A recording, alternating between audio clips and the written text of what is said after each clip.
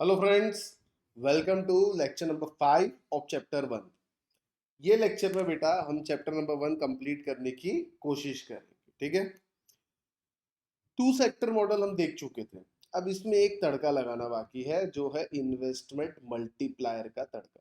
मेरा कहना है टू सेक्टर मॉडल के अंदर अगर इन्वेस्टमेंट बढ़ा दिया जाए या और इन्वेस्टमेंट कर दिया जाए तो उसका इफेक्ट क्या होगा। अब इन्वेस्टमेंट यहाँ दो तरह के हैं, ऑटोनॉमस भी है, नॉर्मल भी है। ठीक है, उसकी बात मैं बाद में करता हूँ।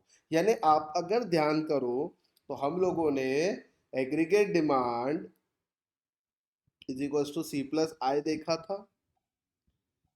इसके अंदर और इन्वेस्टमेंट करना है additional delta I, change in investment. यानी सी प्लस आई तो है ही, और एक इन्वेस्टमेंट करना है। आपको याद होगा हमने ग्राफ देखा था, उस ग्राफ के अंदर बेटा हम लोगों ने सी प्लस आई एग्रीगेट डिमांड को देखा था, बराबर है। ये देखिए, ये टू सेक्टर मॉडल का ग्राफ है, ये एग्रीगेट डिमांड लाइन है, ये यहां तक है। मैं एक लाइन और बनाऊंगा जिसको मैं एडिशनल इन्वेस्टमेंट का नाम दूंगा, यानी जो नई लाइन आएंगी C plus I plus delta I नाम से आएंगी। इसका ग्राफ अब हम अभी आज देखने वाले हैं। ये यहाँ पे बना के दिया हुआ है। मतलब सीधी बात बोलूं तो टू सेक्टर मॉडल को मैं आगे बढ़ा रहा हूँ एडिशनल इन्वेस्टमेंट करके। बात समझना ध्यान से, और पैसा डालो। मुझे एक बात बताओ, आप पहले पढ़ने के पहले थोड़ा सोच के देखिए। और पैसा डाला मतलब ऑब्वियसली इनकम बढ़ी है। इनकम बढ़ रही तभी आप इन्वेस्टमेंट कर रहे, बराबर है सर। यानी इनकम लेवल पहले से आगे जाएगा टूवर्ड्स राइट, बिल्कुल सही है। क्या डिमांड बढ़ेगी कि नहीं बढ़ेगी? हाँ सर बिल्कुल बढ़ेगी। बट ये इन्वेस्टमेंट मल्टीप्लायर चीज समझना, मैंने मल्टीप्लायर इफेक्ट आप लोगों को पहले भी बताया है। Multiplier effect it is called also called as a ripple effect.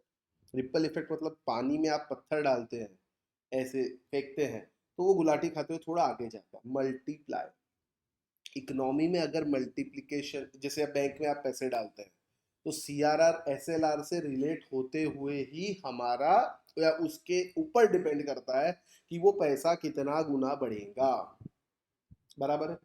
यहां पे भी वैसा ही है।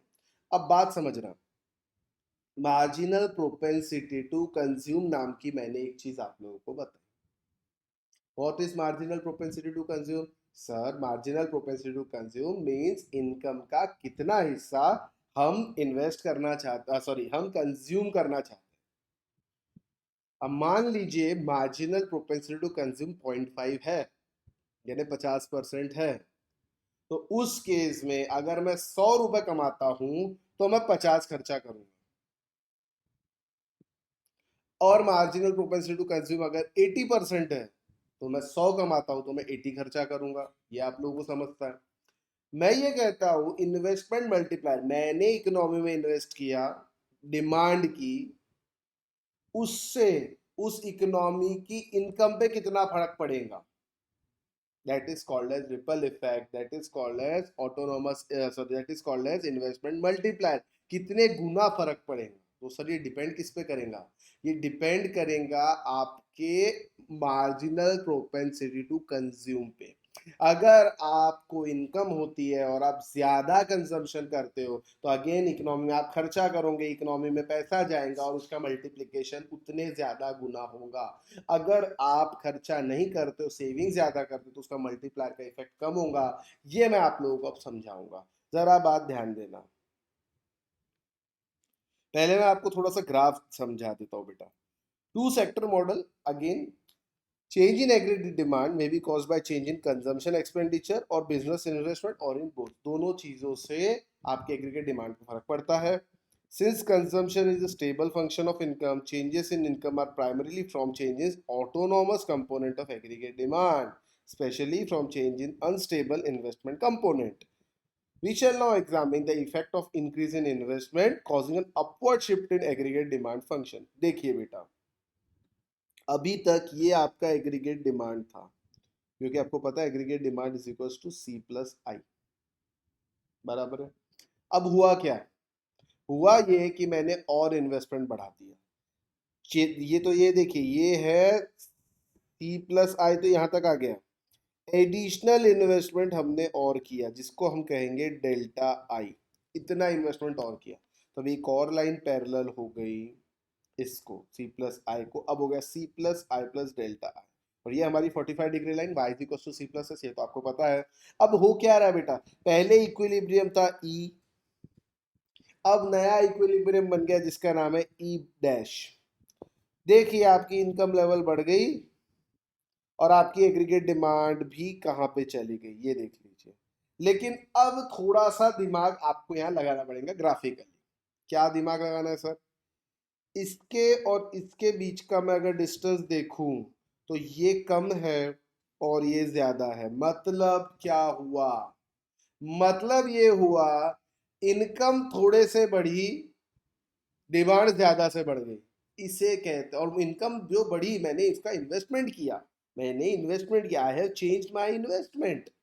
इनकम बढ़ेंगे ऑब्वियसली तभी इंसान इन्वेस्टमेंट करेगा, मैंने इन्वेस्टमेंट किया और वो इन्वेस्टमेंट करने से एग्रीगेट डिमांड और ज्यादा बढ़ गई। मे इट में be consumption expenditure, may it में बी इन्वेस्टमेंट एक्सपेंडिचर।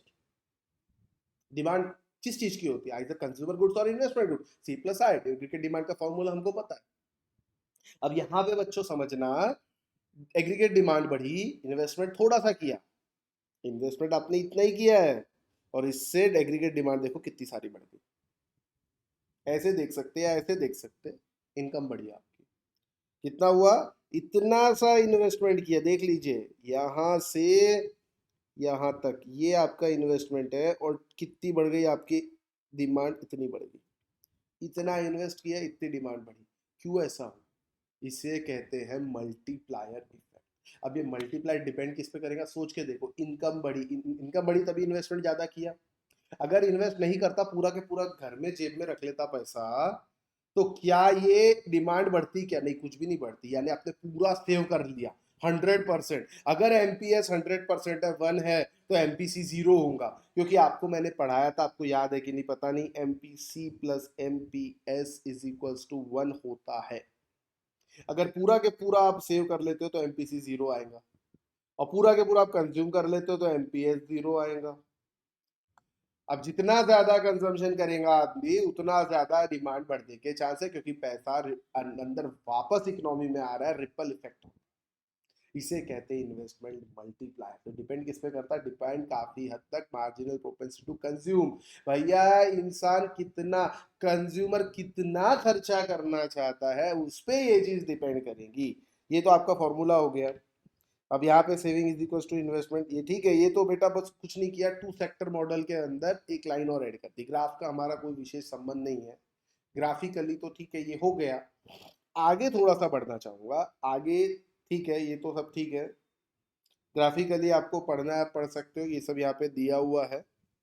काम की बात ये है बेटा, इस पे एग्जाम में क्वेश्चंस आने के बहुत चांस है। इस यहाँ पे जो के है ना, दिस के is investment multiplier, or which depends on change in income upon change in investment। Investment बढ़ाने से मेरा इनकम कितना बढ़ता है, इसका रेशो अगर मैं निकालू तो उसे कहते हैं मल्टीप्लायर। फॉर एग्जाम्पल, 1 रुपया इन्वेस्ट करने से इनकम 3 रुपए से बढ़ती है, तो यानी इनकम 3 गुना होती है। 1 रुपया लगाता हूँ 3 रुपया मिलता है, 2 रुपया लगाता हूँ 6 रुपया मिलता है, तो मल्टीप्लायर कितना हुआ सर, 3 हुआ। 1 रुपया लगाने से इनकम 1 ही रुपया बढ़ती है, मल्टीप्लायर 1 हुआ। 1 रुपया लगाने से इनकम 2 रुपए बढ़ती है, मल्टीप्लायर 2 हुआ। 1 रुपया लगाने से 10 रुपए बढ़ती है, मल्टीप्लायर 10 हुआ। आई होप आपको बात समझ में आई। एग्जाम्पल देखिए, इन्वेस्टमेंट कितना, 2000 मिलियन का इन्वेस्टमेंट करने से इनकम 6000 से बढ़ जाती है, तो अगेन 6000 डिवाइड बाय 2000, यानी आंसर आएगा 3। This is the investment multiplier. 1 रुपया बढ़ाने से 3 रुपया हमको बदले में वापस मिल जाता है। ये multiplier ripple effect of water, जैसा कि मैंने आपको बताया था। जितना बेटा मैं बोल रहा हूँ वो सब छाप के दिया हुआ है, आप लोग वापस उसको पढ़ सकते हो, कोई प्रॉब्लम नहीं है। अब टू सेक्टर इकोनॉमी तो अगेन 2 ही लोग हैं, आपको पता है, गवर्नमेंट वगैरह तो है नहीं, तो उसकी बातें करके कोई मतलब नहीं, ठीक है। अब ये डिपेंड करता है डिस्पोजेबल इनकम, और डिस्पोजेबल इनकम यानी हमारा मार्जिनल प्रोपेंसिटी टू कंज्यूम। अब यहाँ पे सबसे पहले तो एक करेक्शन आप कर लीजिए, change in income upon change in investment, ये फॉर्मूला में ये 1 काट दीजिए, ऐसा, और ये ऐसा, यानी delta Y upon delta I is inversely related to MPS. इसी को के भी बोलते हैं, इसी को के भी बोलते हैं, के यानी investment multiplier is inversely related to MPS. मतलब समझना, सेविंग जितनी ज्यादा उतना मल्टीप्लायर कम, सेविंग जितनी कम उतना मल्टीप्लायर ज्यादा। सेविंग अगर ज्यादा है तो एमपीसी कम है, सेविंग अगर कम है तो एमपीसी ज्यादा है। मतलब multiplier is directly related to marginal propensity to consume and is inversely related to marginal propensity to save. देखो मेरी बात समझ में आई। और एमपीएस 1/1 माइनस एमपीसी, इसी को एमपीएस कहते हैं, यानी it is inversely related to MPC and it is direct, sorry, it is inversely related to MPS and it is directly related to MPC. ये एक और फॉर्मूला यहाँ निकल के आता है, ये बड़ा इंपॉर्टेंट फॉर्मूला दोस्तों, इसका ध्यान रखें, सबसे इंपॉर्टेंट है ये, ठीक है। यहाँ पे अगेन ये थोड़ा सा मिस्टेक, प्रिंटिंग एरर है, ये चलिए, मल्टीप्लायर कंसेप्ट। अब होता क्या है, ये तो मल्टीप्लायर कंसेप्ट ठीक है, मैं थोड़ा सा इसके अंदर आपको गवर्नमेंट को इन्वॉल्व करने के बाद लीकेजेस के बारे में देखना चाहूंगा। बेटा जो भी आपको ये इसके बारे में आगे डिस्कशन होगा, होता ये है कि इनकम जो इंक्रीज होती है ये एंडलेसली नहीं होता, डज नॉट हमेशा एंड तक चाहे ऐसा ही चलता रहेगा मल्टीप्लाई इफेक्ट, ऐसा नहीं होता है। क्योंकि बहुत सारे प्रोपोगेशन आते हैं जिसके कारण ये स्लो डाउन हो जाता है और कई बार हॉल्ट, रुक जाता है। क्यों है, क्यों होता है ऐसा, उसे कहते हैं हम leakage. Income that is not spent on currently produce consumption goods and services to be regarded as leaked out of income stream. सीधी सी बात है, देखो बेटा आपके पास इनकम हुई, अब वो इनकम कंज्यूम करना कि नहीं करना ये आप पे डिपेंड करता है। आपने कंज्यूम नहीं किया, अपने पास ही रख लिया, तो अगेन इट इज लीकेज, ये मल्टीप्लायर इफेक्ट नहीं दिखाएगा। अब इसके और भी बहुत सारे लीकेज है, लीकेज क्यों होते हैं उसके बारे में ये बहुत लिखा हुआ है बढ़िया, यहाँ पे आप देख सकते हो, इंपॉर्टेंट है एग्जाम पॉइंट ऑफ व्यू से। और ये सारे लीकेजेस के कारण मल्टीप्लायर इफेक्ट रिड्यूस हो जाता है, बहुत रिड्यूस हो जाता है मल्टीप्लायर का इफेक्ट, ये तो आप समझ गए हो। अब लीकेजेस क्यों होते हैं ये आप लोगों को मैं पढ़ाता हूँ। पहला है progressive rate of taxation which result in no appreciable increase in consumption despite of increase in income. India में आपने टैक्सेशन पढ़ा है, प्रोग्रेसिव रेट ऑफ टैक्सेशन है, जैसे जैसे उस किसी पर्टिकुलर पर्सन की इनकम बढ़ती है वैसे वैसे टैक्सेशन भी बढ़ता है। ज़्यादा इनकम कमाता है तो सरचार्ज लगाते हैं, सुपर रिच टैक्स लगाते हैं, बहुत सारी चीज़ें हम लोग लगा देते हैं, ठीक है ना। देखिए पहले तो स्लैब रेट 5%, 20%, 30%, ज़्यादा इनकम मतलब 30% के स्लैब में आ गया। उसके बाद भी गवर्नमेंट का पेट नहीं भरा, गवर्नमेंट ने सरचार्ज और ठोक दिया, एजुकेशन सेस और लगा दिया।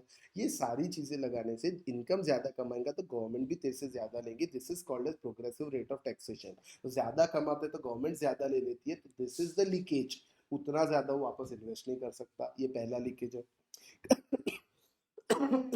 सॉरी, इंडिया में कई लोग लिक्विडिटी प्रेफरेंस रखते हैं, अभी भैया हमको इन्वेस्ट नहीं करना, हमको हमारे पैसे अपने पास लिक्विडिटी फॉर्म में रखना है, कुछ तो कैश रहना चाहिए, ठीक है ना। This is called as high liquidity preference. और आइडल सेविंग और holding cash balance, cash hold करना, सेविंग को खाली रहने देना। An equivalent fall in marginal propensity to consume, इससे भी आप कंज्यूम कर नहीं रहे, कंज्यूम नहीं कर रहे तो मार्जिनल प्रोपेंसिटी टू कंज्यूम कम हो जाएगा, और वो अगर आपका कम हो गया तो सीधी सी बात है मल्टीप्लायर इफेक्ट कम होगा। ये सब लीकेजेस के बारे में पढ़ा रहा हूँ, इन सब लीकेजेस के कारण मल्टीप्लायर नहीं होता, इफेक्ट कम होता है। Increase in demand for consumer goods being met out of existing stocks or through imports। अगर आप कंज्यूमर डिमांड बढ़ रही है तो आपके पास ऑलरेडी पुराना स्टॉक पड़ा है, उसी से आप पूरा कर रहे हो, या सेकेंड हैंड सेल परचेज ज़्यादा हो रहा है, नंबर वन। नंबर टू, आप कंट्री में नहीं बना रहे, आप इंपोर्ट कर रहे हो, तो इंपोर्ट करेंगे अगेन पैसा बाहर जाएगा, मल्टीप्लायर का इफेक्ट कम, ठीक है। नेशनल इनकम नहीं बढ़ेगी। Additional income spent on purchasing existing wealth or purchase of government security and shares from shareholder। मैंने आपको बताया था शेयर खरीदी बेचने से नेशनल इनकम नहीं बढ़ती, एग्जिस्टिंग वेल्थ ऑलरेडी ये शेयर इशू हो चुका है, अब खरीदी बिक्री जो सेल परचेस होता है, this doesn't add to national income. This is the existing wealth. New wealth is not created. Shares हो गए, गवर्नमेंट सिक्योरिटी हो गई, बॉन्ड हो गए, जो भी चीजें हो गई, तो कई बार एडिशनल इनकम हम ये चीज में यूज कर लेते हैं। तो नया क्या बना? कुछ नया बना नहीं, कुछ नया नहीं। Undistributed profits of corporation, corporation यानी कॉर्पोरेट कंपनीज प्रॉफिट कई बार डिस्ट्रीब्यूट नहीं करते, अपना प्रॉफिट अपने पास रख लेते हैं। This is called as undistributed profit. General reserve surplus जो हम लोग पढ़ते अकाउंट्स के अंदर, सुना होगा आप लोगों ने। Part of increment in income is used for payment of debts. पैसा बढ़ा लेकिन उधारी चुकाने में चला गया, तो कहाँ इफेक्ट आएगा उसका? इन्वेस्टमेंट में। Cause of full employment additional investment only lead to inflation. अगर full employment already level achieve हो चुका है तो उसके बाद भी अगर एडिशनल इन्वेस्टमेंट हम करेंगे तो उससे इन्फ्लेशन ही बढ़ना है, बाकी कुछ फायदा नहीं होगा। क्योंकि जरूरत थी वो तो पूरी हो चुकी है, अब जबरदस्ती की नई चीजें महंगी होंगी, ठीक है ना। Scarcity of goods and service despite having high MPC. कई बार एमपीसी तो ज्यादा है, हम खरीदना चाह रहे हैं लेकिन गुड्स भी नहीं मिल रहे हैं, तो उसकी कमी है, सर्विसेज की कमी है, तो हम खरीद ही अगर नहीं पा रहे हैं तो ये मल्टीप्लायर इफेक्ट कहाँ से हमारा पड़ेगा? आई बात समझ? तो ये सारी चीजें हैं यहाँ पे। अब कुछ क्वेश्चंस आप लोगों को करा देता हूँ, ये क्वेश्चंस एग्जाम में आने के चांसेस है बेटा। अब देखिए, in economy investment expenditure is increase by 400 crores and marginal propensity to consume is 0.8। Calculate total increase in income and saving. बहुत बढ़िया। सबसे पहले कितना बढ़ेगा उसके लिए आपको पहले मल्टीप्लायर निकालना पड़ेगा। तो मल्टीप्लायर निकालने के लिए आपको एमपीसी दिया हुआ है 0.8, यानी एमपीएस जो है आपका 0.2 है, और 400 करोड़ जो है ये आपका चेंज इन इन्वेस्टमेंट है। तो अगर मैं आप लोगों को बोलूं investment multiply is equal to 1/1 minus MPC, that is equal to 1/1 minus 0.8, that is equal to 1/0.2, बराबर है। तो ये आ जाएगा 5। ये आपका आ गया इन्वेस्टमेंट मल्टीप्लायर। अब आपने कितना इंक्रीज किया, देखो आपको पता है K is equal to delta Y upon delta I, बराबर है। अब यहाँ पे ये देखिए फॉर्मूला हमने देखा था ना, K is equal to delta Y upon delta. आपके पास मल्टीप्लायर है, आपके पास इन्वेस्टमेंट का चेंज है, आपको चेंज इन इनकम निकालना है, इसको इधर ले जाइए, मैथमेटिक्स है, आप अच्छे से जानते हो। K into delta I is equal to delta Y, बराबर है। अब के कितना है 5, डेल्टा आई आपका 400 करोड़, यानी ये आपका निकल के आ जाएगा 2000 करोड़, ठीक है।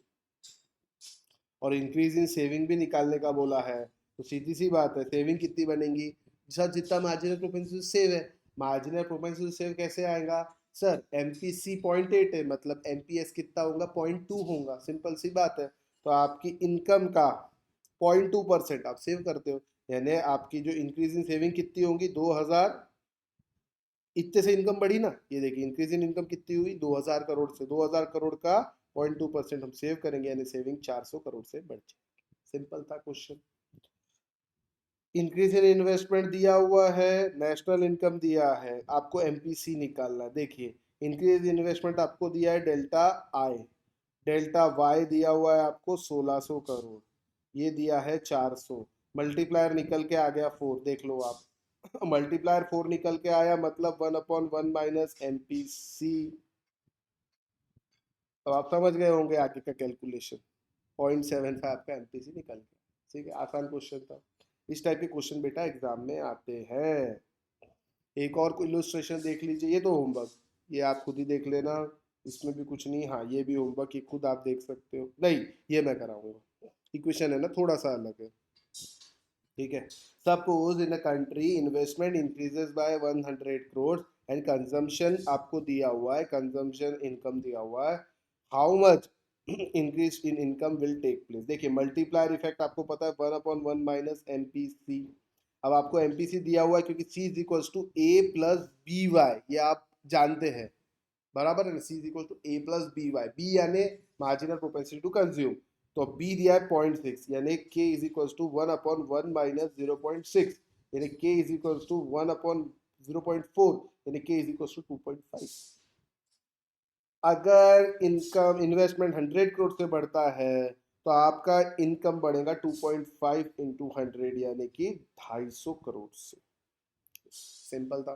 इक्वेशन देख के पहचानना था, बाकी कुछ नहीं। c is equal to a plus B Y equation हम पढ़ चुके हैं, जहाँ पे b यानी एमपीसी होता है। c is equal to 10 plus 0.6 y दिया है, यानी 0.6 इज b, यानी एमपीसी इज 0.6। आपको बात समझ में आई? 3 सेक्टर मॉडल, एक आदमी ऐड हो जाएगा, ये तो आप चाहो तो देख सकते हो, इसके अंदर कुछ विशेष नहीं। एग्जाम में कभी इस टाइप का कोई डायग्राम वायग्राम आपको बनाने के लिए नहीं आने वाले, टेंशन मत लेना, ठीक है। अब आपको करना क्या है, आप लोगों को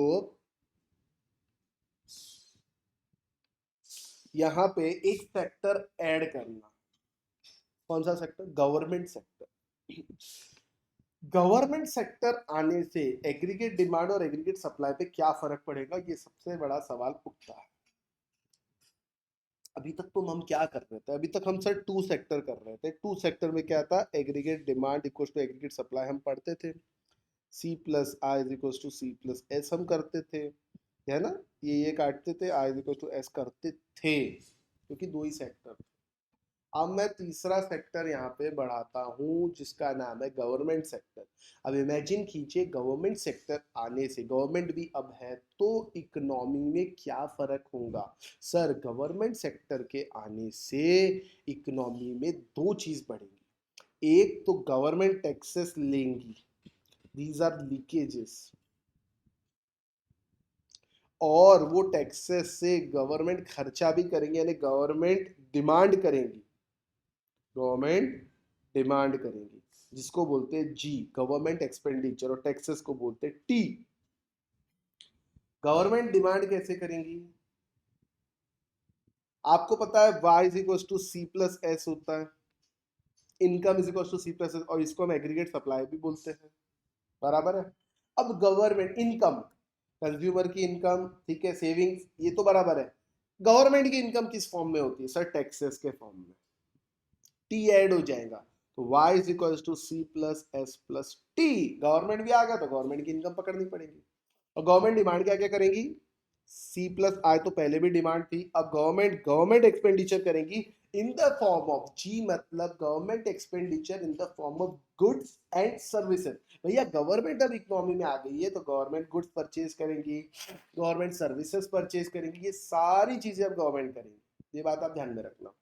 तो इससे मेरी नई इक्वेशन निकल के आती है, जो हमारी aggregate demand equal to aggregate supply वाला, C plus I plus G is equal to C plus S plus T, I plus G is equal to S plus.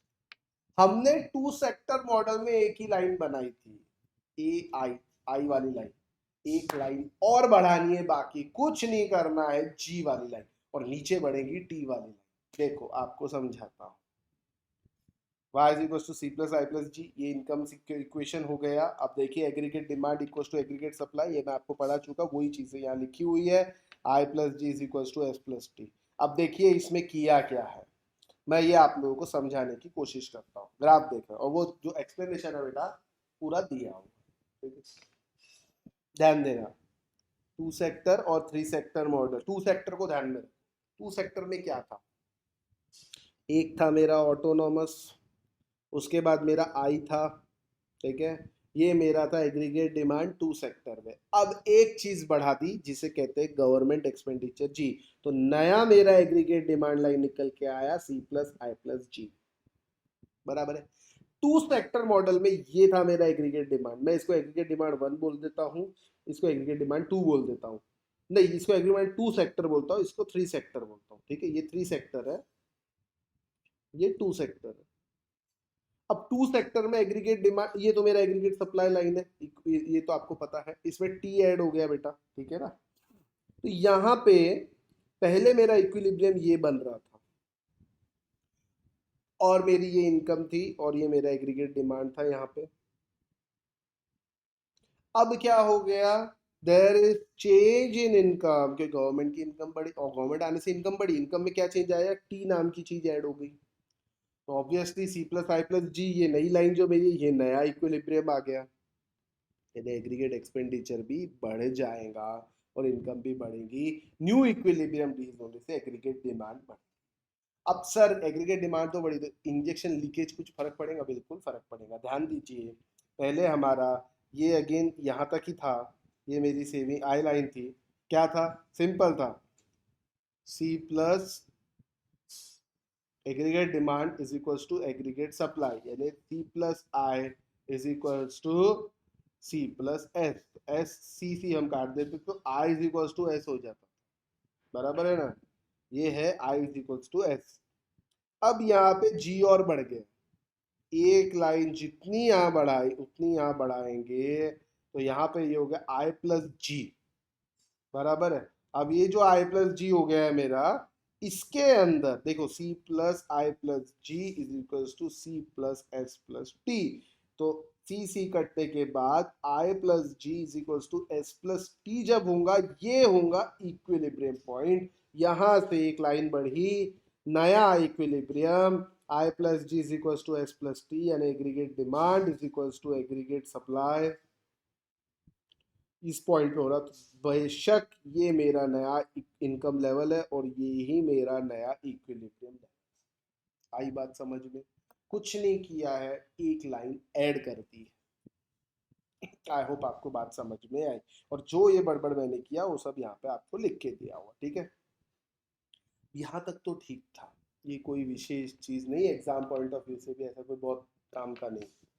अब जो मैं पढ़ा रहा हूँ एग्जाम में आएगा ही आएगा, कंफर्म। अब मैं आपको पढ़ा रहा हूँ गवर्नमेंट सेक्टर और उसका इनकम डिटर्मिनेशन, ये वेरी वेरी इंपॉर्टेंट टॉपिक है बच्चों, इसका जरा ध्यान रखना। यहाँ पे तीन चीजें मैं आप लोग को पढ़ाऊंगा।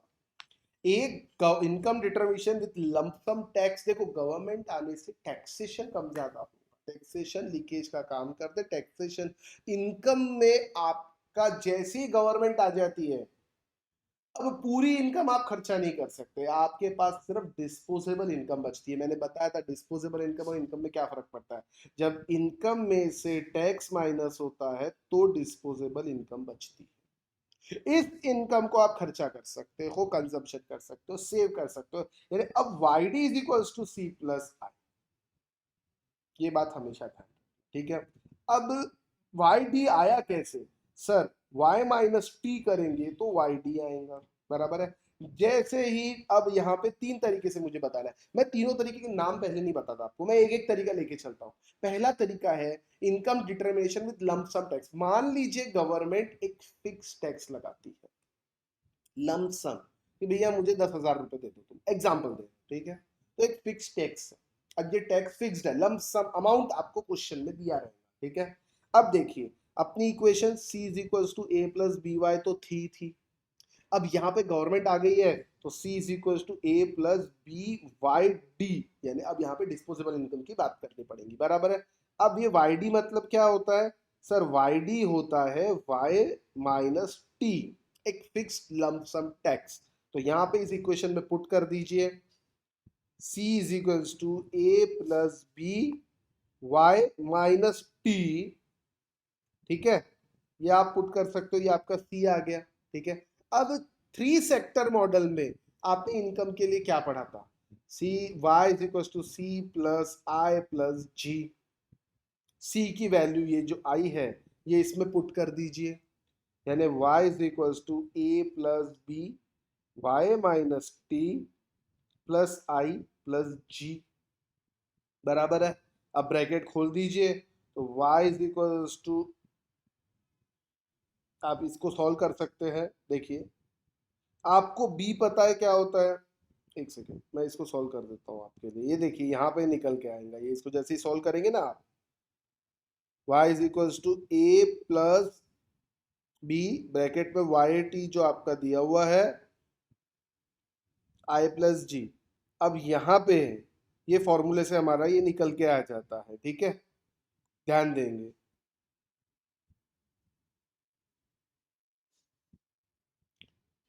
आप लोग एक काम कर सकते हो, इसका मैं आपको डेरिवेशन बता देता हूँ, ठीक है। इस इक्वेशन मतलब ये इक्वेशन से ये कैसे आया, ये मैथमेटिक्स है, डेरिवेशन बताना पड़ेगा, ठीक है। चलिए मैं लिख लेता हूँ इसको कहीं पे, y इज इक्वल्स टू, ध्यान देना y इज इक्वल्स टू, वैसे डेरिवेशन एग्जाम में नहीं पूछने वाले, हमारे लिए डेरिवेशन का कोई बहुत इंपॉर्टेंस नहीं है, लेकिन फिर भी ध्यान रखिए, y is equals to a plus B Y minus T plus, ये देखिए प्लस आई प्लस जी, ठीक है। इसी को मैं ऐसे भी लिख सकता हूँ, y is equal to A plus B Y minus B T plus I plus G, mathematics. अब ये y और y वेरिएबल है, इसको इधर लेके जाओ, तो y minus B Y is equal to A minus B T plus I plus G. y common bracket के बाहर निकालते हैं, 1 माइनस बी, बचपन में मैथ्स में पढ़ा होगा, is equal to A minus B T plus I plus G. y is equal to 1/1 minus B, denominator में जाता है जब लेफ्ट साइड से राइट साइड जाता है, into A minus B T plus I plus G. ये formula ऐसे निकल के आया, ये डेरिवेशन है इसका, अब मैथमेटिक्स है, इससे ज्यादा कुछ भी नहीं, ठीक है। यही फॉर्मूला यहाँ पे लिखा हुआ, ठीक है। अब ये फॉर्मूला हमको ध्यान में रखना, ठीक है। ध्यान में कैसे रखेंगे, ये इक्वेशन ध्यान में रखिए बस, बाकी कुछ भी ध्यान में रखिए, ये इक्वेशन ध्यान में रखते ही आपको सब कुछ ध्यान में अपने आप आ जाएगा, ठीक है। ये इक्वेशन तो आपके ध्यान में है ही, ये वाली, इससे ये आगे बढ़ जाता है। अब यहाँ पे क्वेश्चन दिया हुआ है, ये क्वेश्चन आप लोग सॉल्व करते हैं, 13th नंबर क्वेश्चन, और 14th भी है उसके बाद, नहीं 14th अलग है, हाँ 13 नंबर क्वेश्चन पहले पढ़ेंगे। 13 नंबर क्वेश्चन में जो हम पढ़ रहे हैं, हमने अभी, मैंने बताया मैं बेटा तीन चीजें आप लोग को पढ़ा, तीन चीज के अंदर क्या आने वाला है, एक लंपसम टैक्स, अभी जो मैं बात कर रहा हूँ बच्चों, वो लंपसम टैक्स की बात कर रहा हूँ, एक फिक्स्ड अमाउंट टैक्स आपको दिया रहेगा, नंबर बात, एक चीज ये ध्यान में रखना। इसके बाद लमसम के बाद दूसरी चीज आपको पढ़ा हुआ, दूसरे तरीके से गवर्नमेंट टैक्स कैसे लेती है। यहाँ पे आपको दिया है एक सिंपल इकोनॉमी में, C is equal to A plus B Y, I दिया है, जी टी 20 है, जी और टी दोनों आपको 20 दिया हुआ है, नहीं टी 20 है, और जी यहाँ पे, जी और टी दोनों 20 दिया हुआ, ठीक है। और कंजम्पशन आई इन्वेस्टमेंट है, वाई डी डिस्पोजेबल इनकम होती है, और गवर्नमेंट एक्सपेंडिचर जी है, और टी टैक्स है। आपको इक्विलिब्रियम लेवल निकालना है। देखो बेटा, इक्विलिब्रियम लेवल बैलेंस बजट पे आता है, जब गवर्नमेंट का खर्चा और गवर्नमेंट का ये एक्सपेंडिचर सेम, ठीक है। सब्सटीट्यूट आपको ये इनकम, देखिए नेशनल इनकम निकालना है, तो C plus I plus G, ये आपको पता है। वाई वो सी यानी a plus B Y D plus I plus G, ये आप लोगों को पता है। Y is equal to a दिया है ऑटोनॉमस, यस दिया हुआ है, 10, सी की वैल्यू डाल दो ना, 10 प्लस 0.75 वाई डी प्लस आई यानी 50 प्लस जी 20 दिया हुआ है, 10 प्लस 0.75, अब वाई डी मतलब क्या होता है, वाई माइनस टी, टैक्स कितना है 20 दिया हुआ है, प्लस 50 प्लस 20, यानी ये हो गया y is equals to 50 plus 20 70 80, 0.75 y minus 20 into 0.75 हो गया 15 प्लस 80, इसको इधर लेकर जाइए, 0.25 y इज इक्वल्स टू, ये आ जाएगा 65, तो y is equals to 0.65 divide by 0.25, therefore y is equals to 260, यानी इक्विलिब्रियम इनकम आपकी होगी 260। और इसी पे आपको मल्टीप्लायर साइज निकालना है। मल्टीप्लायर कैसे निकालते हैं, 1/1 माइनस एमपीसी, एमपीसी दिया हुआ है 1/1 माइनस 0.75 बराबर है, तो 1/0.25 यानी एमपीसी आ गया, मल्टीप्लायर आ गया 4। बड़ा आसान क्वेश्चन था, बस इसी तरीके से फॉर्मूला अगर ध्यान में है, चीज फॉर्मूला कैसे आया ध्यान में, तो आप कभी भी इस टाइप के क्वेश्चन एग्जाम में सॉल्व कर सकते हो, मेरी बात बच्चों ध्यान में रखना। आगे चलते हैं, अब मैं आपको दूसरी चीज पढ़ा रहा हूँ, गवर्नमेंट सेक्टर आने से टैक्सेशन गवर्नमेंट किस तरीके से वसूलेंगी। पहला हमने देखा था एक लंप सम टैक्स ले लिया जाता है, दूसरा हम देखेंगे lump sum tax and transfer payments. Government आपको क्या दे रही है, समझना बात। देखो बेटा, टैक्स गवर्नमेंट लेती है बराबर है, लेकिन कई बार नेशनल इनकम में ट्रांसफर पेमेंट्स इंक्लूड नहीं होते, लेकिन ट्रांसफर पेमेंट इनकम तो होते हैं, पर्सनल इनकम तो होता है, ट्रांसफर पेमेंट की नहीं होता, बिल्कुल होता है। तो वो ट्रांसफर पेमेंट गवर्नमेंट के आने से ट्रांसफर पेमेंट मिलेंगे कि नहीं मिलेंगे? हाँ सर, स्कॉलरशिप, सब्सिडी एक्सेट्रा, ये सारी चीजें जिसको हम ट्रांसफर पेंशन, ये सारे ट्रांसफर पेमेंट गवर्नमेंट देती है। तो अगर मैं इंडिविजुअल की इनकम की बात करूं, इनकी इंडिविजुअल की डिस्पोजेबल इनकम की बात करूं, दो चीजें यहाँ पे, एक तो टैक्स गवर्नमेंट ले रही है और ट्रांसफर पेमेंट दे रही है। तो इंडिविजुअल की जो डिस्पोजेबल इनकम है, वो इनकम में से टैक्स गया प्लस ट्रांसफर पेमेंट रिसीव हुए, ये चीज होंगी कि नहीं होंगी? आप मुझे बताइए। हाँ सर, ऐसा ही होगा। ये होंगी इंडिविजुअल की इनकम। कंजम्पशन फंक्शन तो आपको पता है, C is equal to A plus B Y D.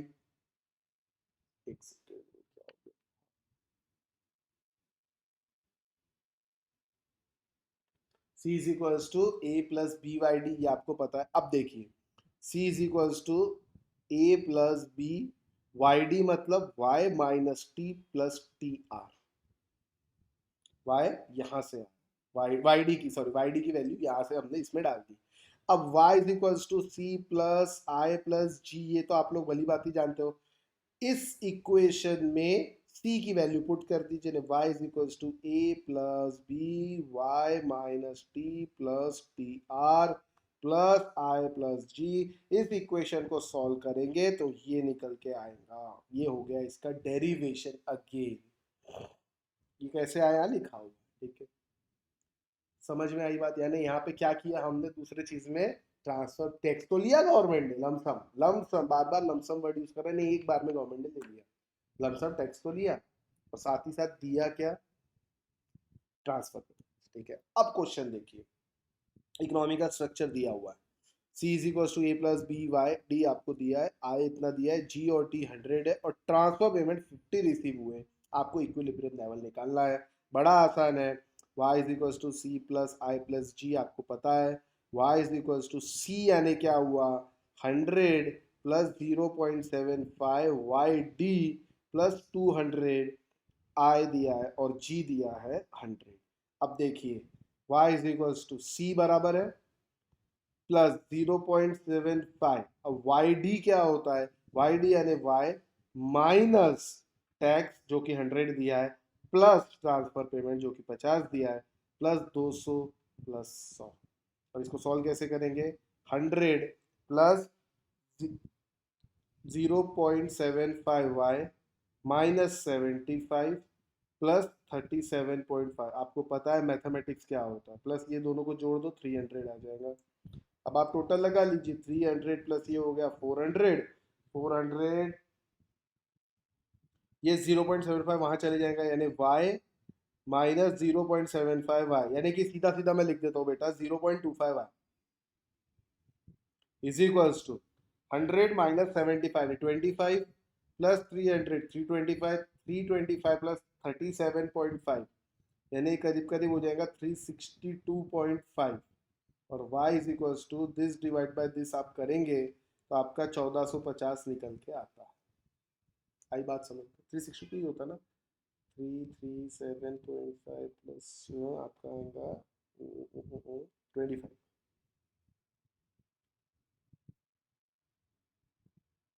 हाँ बराबर, ठीक है।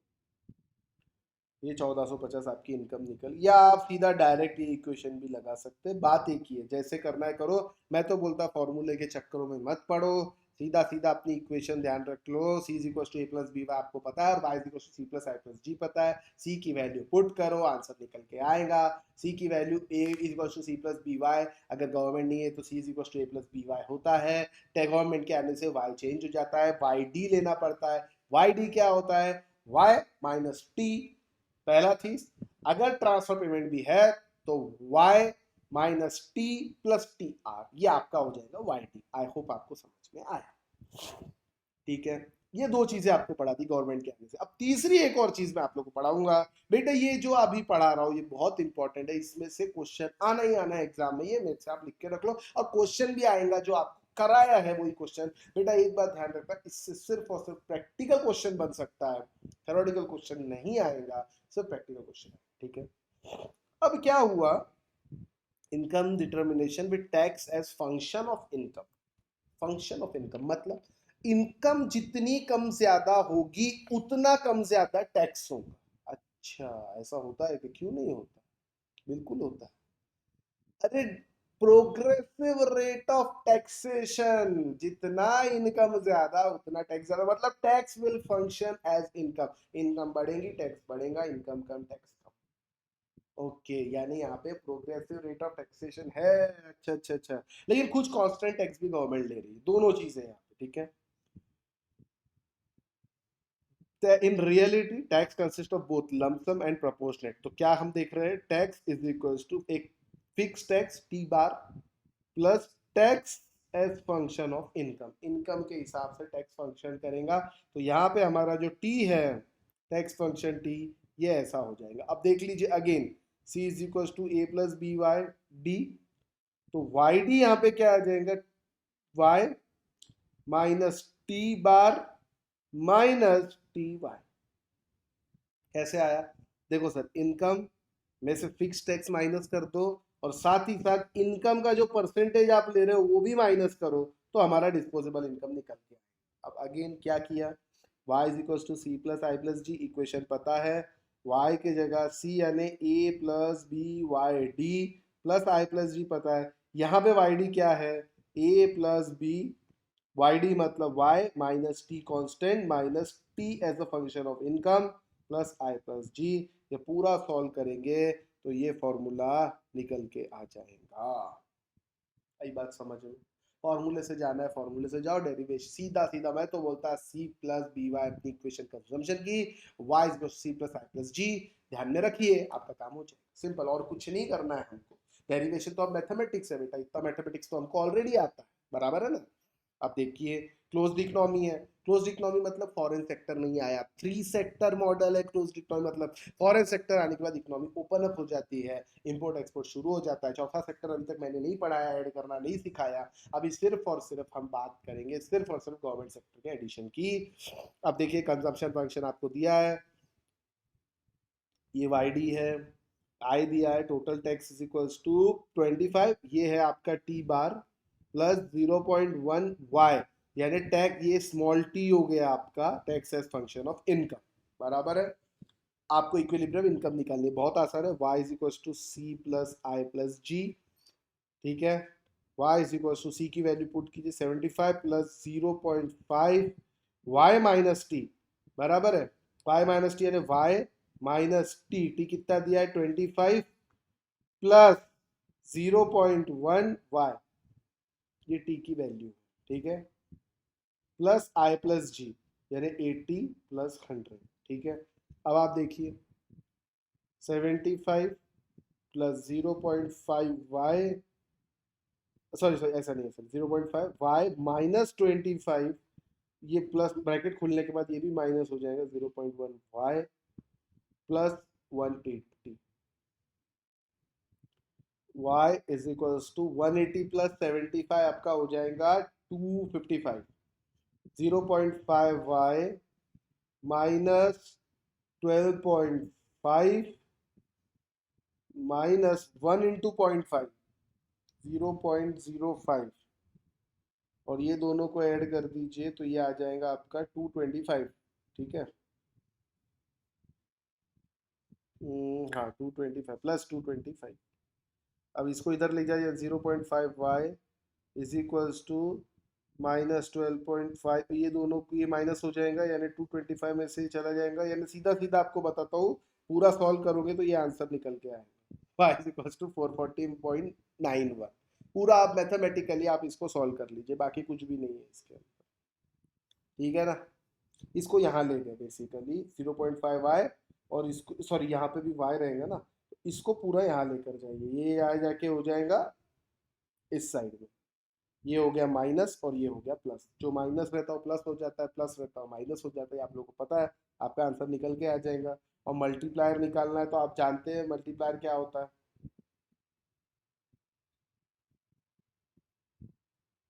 1/1 माइनस बी, और वो भी 1 माइनस टी, टैक्स तो माइनस करना पड़ेगा, ये पूरा आपका मल्टीप्लाई, मल्टीप्लायर इफेक्ट देखो बेटा, आप ध्यान में रखना, मल्टीप्लायर यानी हम कितना कंज्यूम कर रहे हैं, और कंज्यूम हम उतना ही करते हैं जब टैक्स माइनस होने के बाद हम कंज्यूम करते हैं, बराबर है, इसीलिए फॉर्मूला निकल के आया, तो मल्टीप्लायर इफेक्ट आया हमारा 1.8, आई बात समझते, ये मल्टीप्लाई,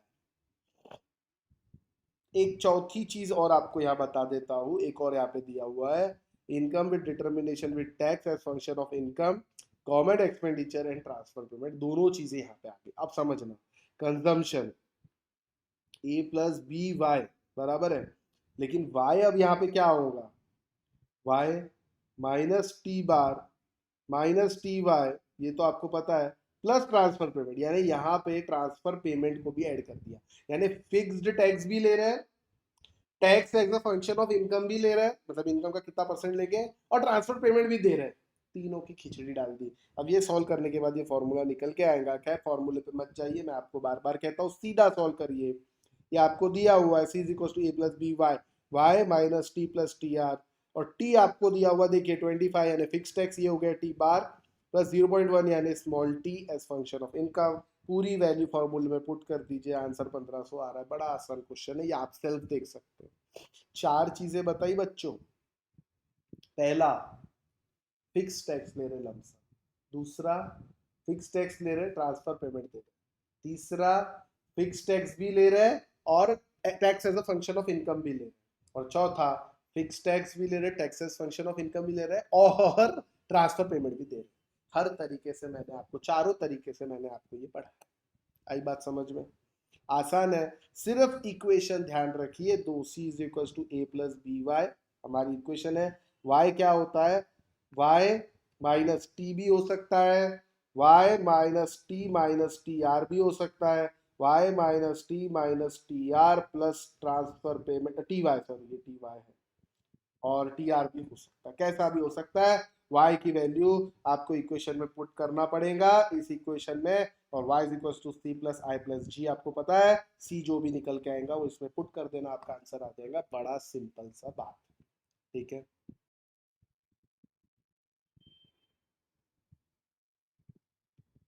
फ्रेंड्स। अब हम लोग देखते हैं फोर सेक्टर मॉडल। तीन सेक्टर हम देख चुके हैं हम, अब चौथा सेक्टर यहाँ पे इकोनॉमिक ओपन अप कर रहे हैं, एक्सपोर्ट और इंपोर्ट्स। देखिए जब भी इकोनॉमी खुल जाती है तो एक्सपोर्ट और इंपोर्ट दो चीजें यहाँ पे आ जाती हैं, तो हम यहाँ पे नेट एक्सपोर्ट्स लेना चाहेंगे, जैसे कि x माइनस एम। कभी भी इनकम कैसे होगी, देखो y is equal to C plus I plus G तक तो अपन जा चुके हैं। एक्सपोर्ट करने से इनकम आती है, इंपोर्ट करने से इनकम चली जाती है, क्योंकि पेमेंट बाहर करना पड़ता है और एक्सपोर्ट का पेमेंट कंट्री में आता है। तो इसलिए अगर ये फिगर पॉजिटिव रहा तो ये हो जाएगा सी plus I plus G plus X minus है, पॉजिटिव रहा मतलब मान लीजिए 100 एक्सपोर्ट है और 80 इंपोर्ट है, तो ये प्लस 20 हो जाएगा, है ना। लेकिन उल्टा भी तो हो सकता है सर, हाँ बिल्कुल हो सकता है, क्यों नहीं हो सकता। अगर ये 80 रहा और ये 100 रहा तो ये फिगर -20 भी हो सकता है। आई बात समझ में? तो ये डिपेंड करेगा कंट्री टू कंट्री। इंडिया जैसे कंट्री में फिगर नेगेटिव रहता है, अगर ये फिगर नेगेटिव रहेगा तो आप सोच के देखिए नेशनल इनकम कम हो जाएंगी, और अगर ये फिगर पॉजिटिव रहेगा तो इनकम बढ़ जाएंगी। ये सिंपल सा कंसेप्ट है। यानी क्या ऐड किया मैंने, एक्स माइनस एम, ठीक है। अब ये आपको देखना है, देख सकते हैं सिंपल इक्विलिब्रियम, ये आपको यहाँ पे एक्स माइनस एम ऐड करते हुए मैं दिखा रहा हूँ। अब एक चीज़ और यहाँ पे देख लीजिए, ये फॉर्मूले इस पर बाद में आता हूँ, एक ग्राफ देख लीजिए, कुछ भी नया नहीं है, एक लाइन ऐड की तो सीधा सीधा वही बना दिया, C plus S plus T, ये हमारा एग्रीगेट डिमांड वाला लाइन है, सी प्लस ये सॉरी ये हमारी इनकम लाइन है, और सी plus I plus G plus X minus M ये मेरी एग्रीगेट डिमांड लाइन है, ठीक है। और यहाँ पे I plus G plus X और S plus T plus M कैसे आया देख लीजिए, C plus S plus aggregate demand, एक second, C plus I plus G plus X minus M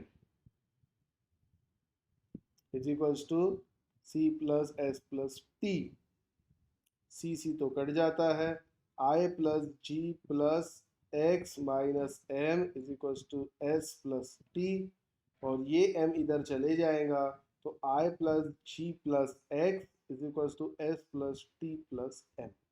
ये मेरी इक्वेशन निकल के आती है।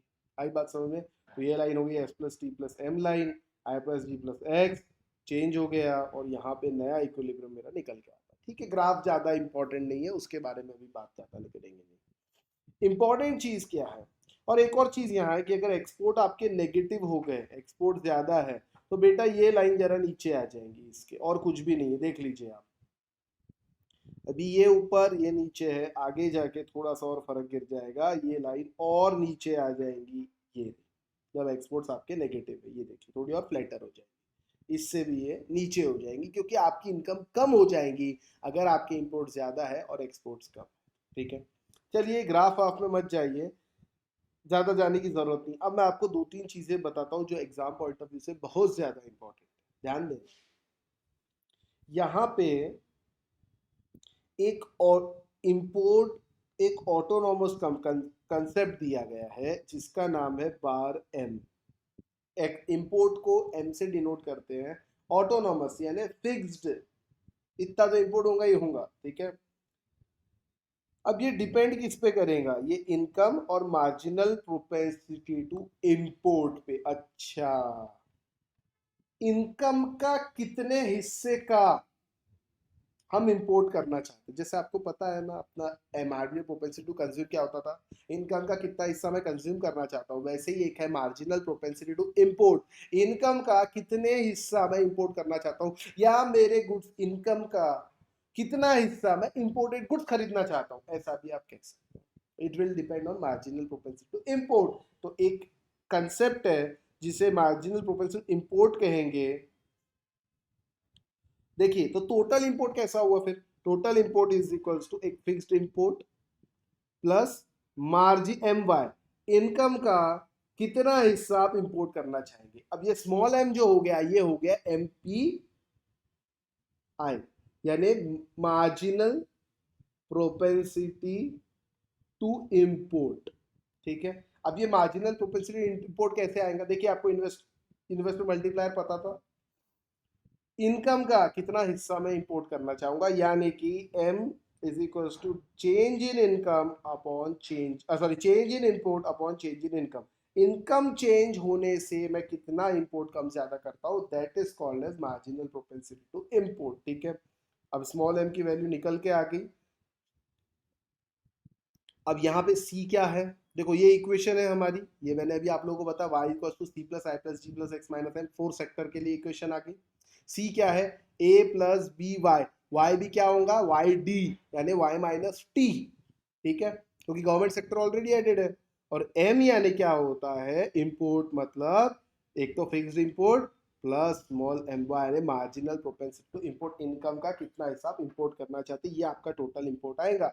अब इन दोनों, ये दोनों वैल्यू यहाँ पे आप पुट करोगे तो ये इक्वेशन आपकी निकल के आएगी। अब मैं बोलता हूं चेंज करने से क्या होगा, मान लीजिए एक्सपोर्ट बढ़ा दिए जाते हैं, इनकम बढ़ी, एक्सपोर्ट बढ़ाया, ठीक है, y plus delta Y, income, income plus change in income, क्या किया हमने, कुछ नहीं किया सर, एक्सपोर्ट बढ़ाया, क्योंकि इनकम बढ़ती है एक्सपोर्ट बढ़ाने से, तो डेल्टा एक्स और ऐड कर दिया। ठीक है, अगेन सारी वैल्यू यहाँ पे पुट करने के बाद हमारा ये आंसर निकल के आता है, change in income upon change in export, export की चेंज होने से इनकम कैसे चेंज होती है, इसे कहेंगे हम फॉरेन ट्रेड मल्टीप्लायर। क्या कहेंगे, फॉरेन ट्रेड मल्टीप्लायर, यानी 1/1 माइनस बी माइनस एम, इसको ऐसे भी लिख सकते हैं 1/1 माइनस बी प्लस एम। यानी आप अब ध्यान से जरा देखो तो in this is known as foreign trade multiplier whose value is determined by marginal propensity to consume and marginal propensity to import, दोनों से इसकी वैल्यू डिटरमाइन होती है। आपका मार्जिनल प्रोपेंसिटी टू इंपोर्ट जितना कम, उतना मल्टीप्लायर की वैल्यू ज्यादा, मार्जिनल प्रोपेंसिटी टू इंपोर्ट जितना ज्यादा, उतना मल्टीप्लायर की वैल्यू कम आपकी आएगी। ठीक है, और इसी चीज को आपने वापस, ये आपका जो सी है, ये y minus T bar minus T Y plus T R, ये पूरा अगर आप फुल पूरा रखेंगे, यानी यहाँ पे समझ लो नेशनल इनकम जो, सॉरी डिस्पोजेबल इनकम जो निकल के आती, उसमें फिक्स टैक्स भी है, income as function of tax as function of income भी है, टी आर जिसको बोलते हैं, सॉरी टी वाई जिसको बोलते हैं, और टी आर ट्रांसफर पेमेंट भी है, कंजम्पशन पूरा है। पूरी वैल्यू अगर आप पुट करेंगे तो उसके बाद उसके बाद यहाँ पे हमारा ये निकल के आएगा, ये देखिए आप, ये फॉर्मूला निकल के। अब ये फॉर्मूला आपको ध्यान रखना है, रखो, नहीं रखना है मत रखो, क्योंकि ऐसा जरूरत नहीं, इतना फॉर्मूला याद नहीं होंगे। सिंपल सी बात है, सी और एम की वैल्यू पुट करो और मैथमेटिकली सॉल्व करो, आपका आंसर निकल के आ जाए। ठीक है, ये तो हो गया इन सब के बारे में।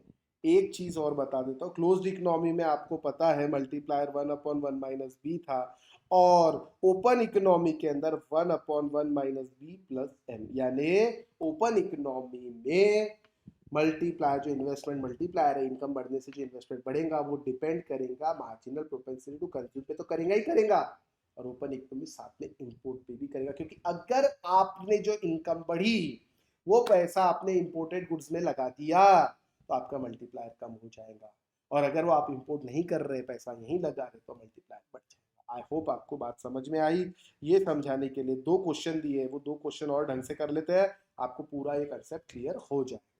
उसके बाद कुछ अनसॉल्व क्वेश्चन भी है बच्चों, वो भी हम सॉल्व करेंगे, आपको बताऊंगा। ये सब आपको पढ़ना है, पढ़ो, नहीं पढ़े तो कुछ फर्क नहीं पड़ता है, एग्जाम पॉइंट ऑफ व्यू से क्वेश्चंस ज्यादा इंपॉर्टेंट है, लेकिन पढ़ना चाहे पढ़ सकते हैं, आपको इजीली समझ आ जाएगी। ठीक है, क्वेश्चन देखेंगे 70। कंजम्पशन फंक्शन दिया हुआ है c is equals to a plus B Y D, t दिया हुआ है, यहाँ पे i दिया है, g दिया है, x दिया है, m दिया है, m is 0.05 function of y। आपको इक्विलिब्रियम लेवल निकालना है, नेट एक्सपोर्ट निकालना है। Net export is export were to increase by 6.25। चलिए उसकी बात बाद में करेंगे।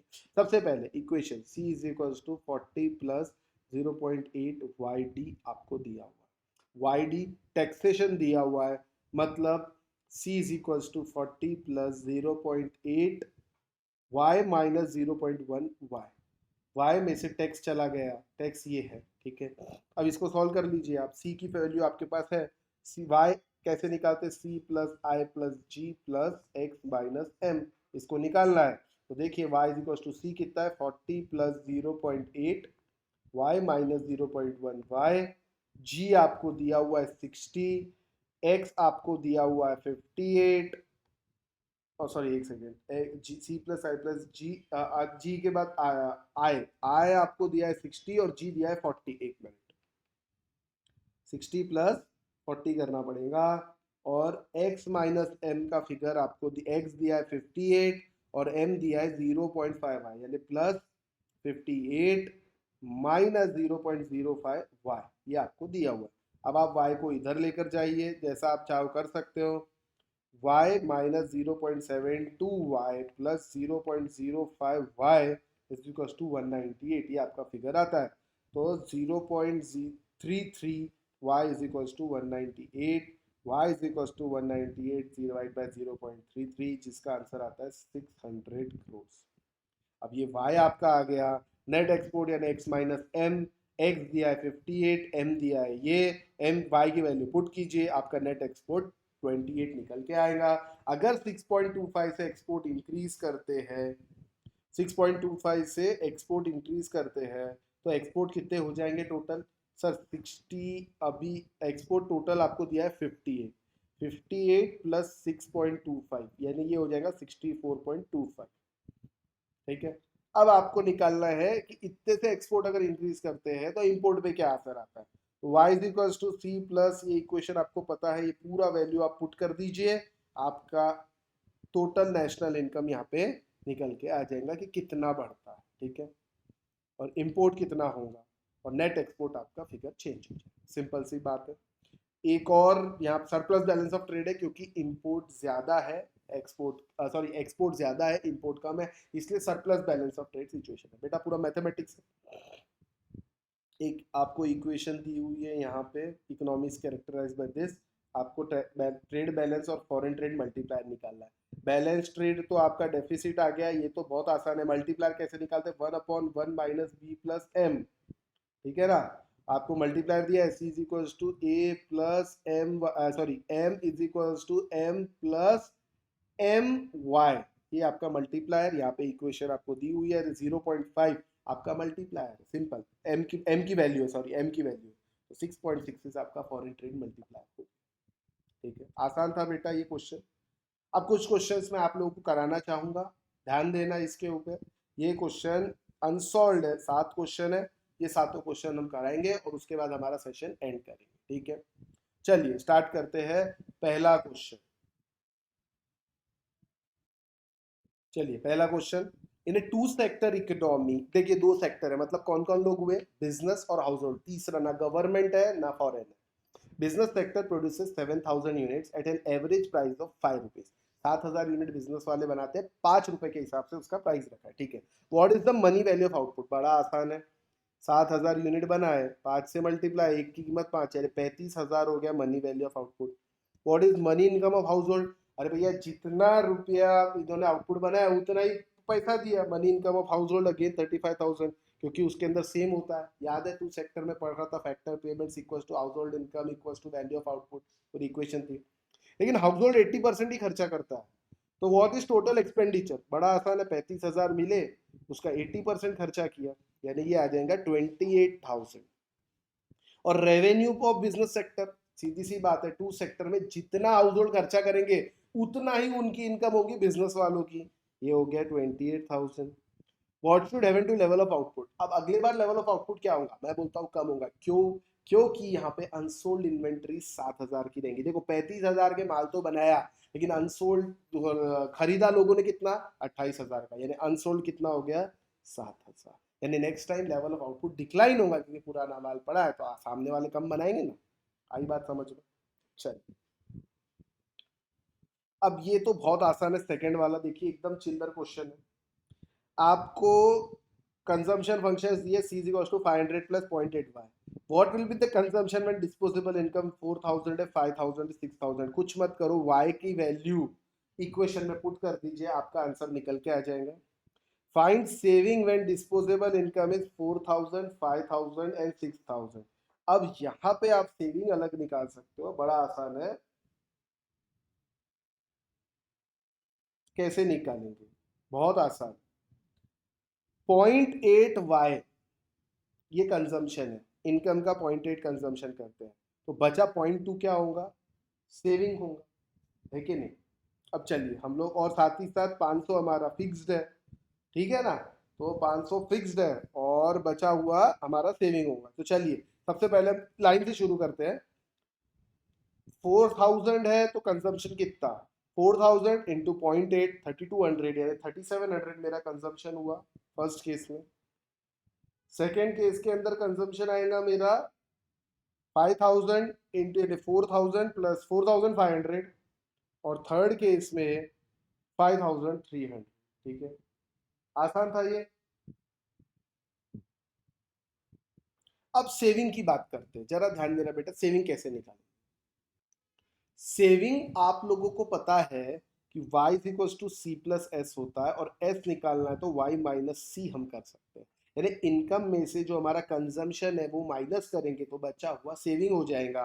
अब आप देखिए कंजम्पशन फंक्शन आपने तीनों पे निकाला, बराबर है 3700, तो 400 की इनकम है आपकी, सॉरी 4,000 की इनकम है, इसमें से 3700 आप कंजम्पशन करेंगे तो 300 आपका सेविंग होगा। 5,000 में से 4500 आप कंजम्पशन करेंगे तो 500 ये आ जाएगा, और 6,000 में से 5300 करेंगे तो 700 ये आएगा, सिंपल आंसर, कोई अकल नहीं है। what amount of consumption for consumption function c is autonomous, 500 आपका ऑटोनोमस, सीधा सीधा आपको दिया हुआ। what amount is induced when disposable income is 4,000, what amount is induced when disposable income is 4,000, 5,000 and 6,000, amount induced कितना होगा जब 4,000, 5,000 और 6,000 है, तो मैं कहता हूं induced consumption, इंड्यूस कंजम्पशन अगर आपको निकालना है तो इसके अंदर आप लोगों को सबसे जरूरी चीज है जो अपन ने पहले देखा, जैसे अपन ने अभी देखा कि 300 आ रहा था सेविंग, इसके अंदर आ रहा था 500, और इसके अंदर आ रहा था आपका 700, ठीक है। तो इंड्यूस्ड कंजम्पशन आपको निकालना है।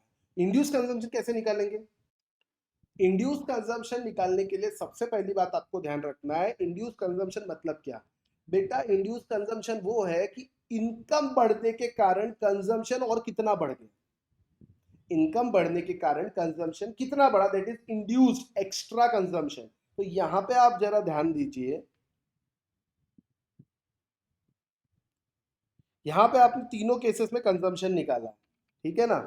फर्स्ट केस में 3700 है, सेकंड केस में 4500 है, और इस केस में 5300 आ गया। ये कंजम्पशन है टोटल। लेकिन ऐसा कंजम्पशन ऑटोनॉमस जो डिपेंड करता ही नहीं है इनकम पे, वो सब केस में 500 है ऑटोनॉमस कंजम्पशन। तो 3700 में से 500 हटा दो कि भैया 500 तो इनकम रहे या ना रहे कंजम्पशन होगा, यानी जो 3200 कंजम्पशन आता है, ये 4000 इनकम होने के कारण मैं 3200 कंज्यूम करता हूँ। वैसे ही 5000 होने के कारण 4500 माइनस 500 यानी 4000 करूंगा, ये मेरा इंड्यूस कंजम्पशन है। और वैसे ही 6000 होने के कारण 5300 में से 500 गए यानी 4800, this is my induced consumption on level of 4000, 5000, 6000 respectively. Induce consumption मतलब total consumption minus autonomous consumption, आपका इंड्यूस कंजम्पशन निकल के आ जाए। सिंपल सी बात, आई बात समझ में। अब आपको मल्टीप्लायर निकालने के थर्ड क्वेश्चन तो बहुत ज्यादा आसान है। आपको पता है multiply is equal to 1/1 minus B. MPC दिया हुआ है 1/1 माइनस 0.2 यानी 1/0.8, 1.25 मल्टीप्लायर आ जाएगा। 1/0.5 यानी कि 2 मल्टीप्लायर आएगा। 1/0.2 यानी कि 5 मल्टीप्लायर आएगा। बड़ा आसान क्वेश्चन है, बिल्कुल पढ़ाने की जरूरत नहीं है, ठीक है। अब फोर्थ क्वेश्चन पे आते हैं। फोर्थ भी बहुत आसान है बेटा, देखिए बहुत ज्यादा आसान क्वेश्चन है। लीनियर कंजम्पशन इक्वेशन आपको दी, सी प्लस आई प्लस जी दिया नहीं है, एक्स माइनस एम दिया हुआ है। आपको इक्विलिब्रियम आउटपुट निकालना है, बहुत आसान है। y is equals to C plus I plus X minus M, G कुछ दिया नहीं है, y is equals to C की value 700 plus 0.8 Y plus I 1200 plus net export 100 दिया हुआ है, ठीक है। अब इसको सॉल्व कर लीजिए, इसको इधर ले जाइए। 0.2 y इज इक्वल्स टू 800 2000, तो y is equals to 2000 divide by 0.2 यानी आंसर आ जाएगा 10,000। ये आपका y निकल के आ जाएगा। तो y equilibrium level of output when y, ये जो इक्वेशन है हमारी इक्विलिब्रियम लेवल ऑफ आउटपुट की इक्वेशन है, तो 10,000 हमारा y रहेगा, तब इक्विलिब्रियम लेवल ऑफ आउटपुट हमारा निकलेगा, ठीक है। चलिए फिफ्थ क्वेश्चन दिया हुआ है। अगेन फिफ्थ क्वेश्चन में वही वही सब चीजें हैं, लेकिन सॉल्व करेंगे हम लोग। थोड़ा सा अलग टाइप का क्वेश्चन है फिफ्थ वाला, ध्यान देगा। इकोनॉमी के अंदर C plus equal to A plus B Y आपको इक्वेशन दी हुई है। आई जी एक्स एम सब कुछ दिया हुआ है, एम भी पूरा खतरनाक एम दिया हुआ है। ऑटोनॉमस प्लस 0 पॉइंट यानी स्मॉल एम वाई, ये सब कुछ दिया हुआ है। एमपीसी दिया हुआ है, इनकम टैक्स का प्रोपोर्शनेट। ओ हो, फुल फ्लेज क्वेश्चन है बेटा, ये फुल फ्लेज क्वेश्चन आपको दिया हुआ है। आपको निकालना है equilibrium level national income, foreign trade multiplier, equilibrium value of output, और सेकंड बाद में देखते हैं, ठीक है। इक्विलिब्रियम वैल्यू ऑफ इंपोर्ट, ठीक है। इक्विलिब्रियम इक्वेशन आप लोगों को ऑलरेडी पता है। चलिए क्वेश्चन नंबर 5 सॉल्व करते हैं, ए पार्ट। इक्विलिब्रियम इक्वेशन क्या है? इक्विलिब्रियम इक्वेशन है y is equals to C plus I plus G plus X minus M, ये आपको पता है। अब यहाँ पे c की वैल्यू पुट कीजिए। चलिए c की वैल्यू कितनी दी हुई है सर? c की वैल्यू हमारे को दी है 100 minus B Y minus 50 minus T Y, ये दी हुई है। चलिए इसको वैल्यू को पुट कर देता हूँ। c 100 plus B Y minus 50 minus T Y, ये दी हुई है, प्लस आई की वैल्यू 50 प्लस जी की वैल्यू 50 प्लस एक्स की वैल्यू आपको दी हुई है 10, और x माइनस एम, एम की वैल्यू अलग दी हुई है। m की वैल्यू है 5 प्लस 0.1 वाई। तो एक काम कीजिए, माइनस m है तो ये माइनस 5 माइनस 0.1 वाई हो जाएगा जैसे ही आप ब्रैकेट खोल दोगे, ठीक है। तो मैं डायरेक्ट ब्रैकेट खोल के लिख रहा हूँ। अब ये आएगा 100 plus Y equal to 100 plus 0.8 Y minus 50 minus 0.25 Y. ये देखिए मैंने टी की वैल्यू और बी की वैल्यू पुट कर दिया, प्लस 105 माइनस 0.1 वाई, ठीक है। अब y is equals to 100 plus 0.8 y minus 40 minus 0.2 y plus 105 minus 0.1 y, wherever y is equals to 165 minus 0.8 y minus 0.2 y minus 0.1 y. Therefore y is equals to 165 plus 0.5 sorry ये plus रहेगा. Therefore 0.5 y is equals to 165. Therefore y is equals to 165 divided by 0.5, that is equals to 330. ये आपका answer यहाँ से निकल के आ जाए. अब आप डायरेक्ट फॉर्मूला भी मैंने पढ़ा है, इतना नहीं करना. डायरेक्ट फॉर्मूला अगर याद रह सकते हैं डायरेक्ट फॉर्मूला लगा दो. क्या फॉर्मूला था? y is equal to 1/1 minus B 1 minus T plus M. याद है कि नहीं पता नहीं, सॉरी ब्रैकेट में a minus B T plus I plus G plus X minus M. ये भी आप डायरेक्ट कर सकते हो. हाँ, तो ये भी आप डायरेक्ट कर सकते हो, ये फॉर्मूला जो आप लोगों को पढ़ा है. लेकिन ये मैं तो बोलता फॉर्मूले से मत जाइए, सीधा सीधा सॉल्व कीजिए. बस अपनी एक equation C plus I plus G plus X minus M, वो इक्वेशन लगाओ, आंसर निकल के आ जाए. हाँ, अब आपको निकालना है, ये ए पार्ट आपका हो गया. इसके अंदर और क्या क्या निकालना है? इनकम आ गई आपको. इसके अंदर आपको निकालना है foreign trade multiplier, equilibrium value of import. ठीक है, फॉरेन ट्रेड मल्टीप्लायर निकालते हैं. फॉरेन ट्रेड मल्टीप्लायर अभी हमने देखा था. फॉरेन ट्रेड मल्टीप्लायर निकालने के लिए 1/1 minus B 1 minus T plus M, ये हम इससे फॉरेन ट्रेड मल्टीप्लायर निकाल सकते हैं. तो हम इसको 1/1 माइनस 0.8 1 माइनस टी दिया है 0.25 प्लस एम दिया है 0.1. इसको सॉल्व कीजिए, आंसर आएगा आपका 1/1 माइनस 0.8 माइनस 0.25 इंटू 0.8 कीजिए. 0.25 इंटू 0.8, चलिए मैं भी करके देखता हूँ.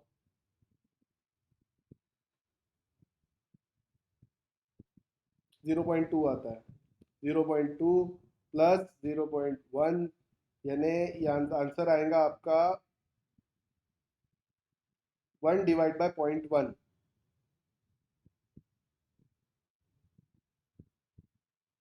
नहीं, एक मिनट.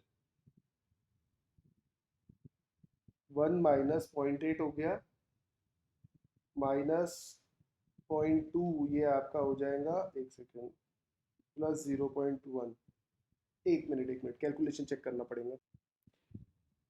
ये माइनस है, ठीक है, माइनस 0.8, ये माइनस माइनस प्लस हो जाएगा, प्लस 0.2 और प्लस 0.1. अब इसको सॉल्व करेंगे तो 0.5 आता है. 1/0.5 यानी आंसर आ गया 2. यानी आपका जो मल्टीप्लायर है ये 2 निकल के आएगा दोस्तों. मल्टीप्लायर इसे कहते हैं हम फॉरेन ट्रेड मल्टीप्लायर.